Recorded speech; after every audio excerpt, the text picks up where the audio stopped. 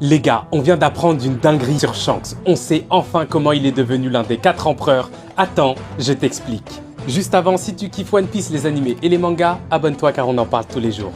Dans le chapitre 1131 de One Piece, on apprend que Loki est enchaîné à l'arbre d'Adam depuis 6 ans. Et on sait aussi que les géants ont eu beaucoup de mal à venir à bout de Loki. De plus, on apprend que Loki déteste Shanks et qu'il a déjà eu affaire à lui dans le passé. Mais est-ce que vous savez ce qui s'est passé il y a 6 ans, exactement au même moment?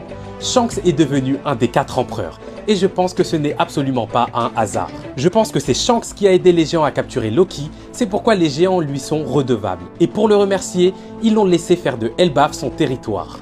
En faisant cela, Shanks est devenu une menace certaine pour le monde entier car maintenant, il était allié à la race de guerriers la plus puissante du monde de One Piece les gars. Et c'est grâce à ça que sa renommée a explosé et qu'il s'est hissé au sommet de la piraterie. Et on l'a officiellement nommé un des 4 empereurs des mers. Sachant qu'en plus de ça, il en a sûrement profité pour approfondir ses connaissances sur les secrets du siècle oublié contenus dans les livres de Ohara, franchement, tout fait sens. Mais maintenant la question c'est, est-ce que à côté de tout ça, il avait un but précis en faisant de Elbaf son territoire ?